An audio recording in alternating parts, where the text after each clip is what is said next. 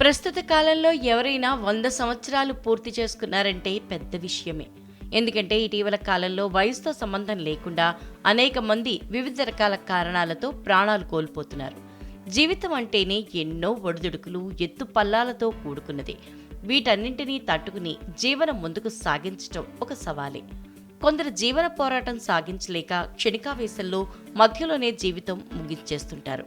కానీ ఓ బామ్మ తన జీవన పోరాటంలో విజయం సాధించింది. 100 ఏళ్లు దిగ్విజయంగా పూర్తి చేసుకుని 101వ వసంతంలోకి అడుగుపెట్టింది. ఈ సందర్భంగా ఆ మాతృమూర్తికి తన కుటుంబ సభ్యులంతా కలిసి ఆత్మీయ సమ్మేళనం ఏర్పాటు చేసి సన్మానం చేశారు. వరంగల్ జిల్లా బుద్ధరావుపేటలో పులిగిళ్ల లచ్చమ్మ అనే వృద్ధురాలు 100 సంవత్సరాలు పూర్తి చేసుకున్నారు.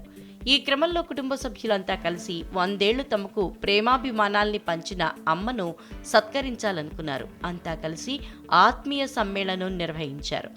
లచ్చమ్మ కుమారులైన సెక్రటరియేట్ ఉద్యోగి పులిగిళ్ల ప్రభాకర్ సోదరులు, ఇతర కుటుంబ సభ్యులంతా కలిసి లచ్చమ్మను సన్మానించి కృతజ్ఞత చాటుకున్నారు.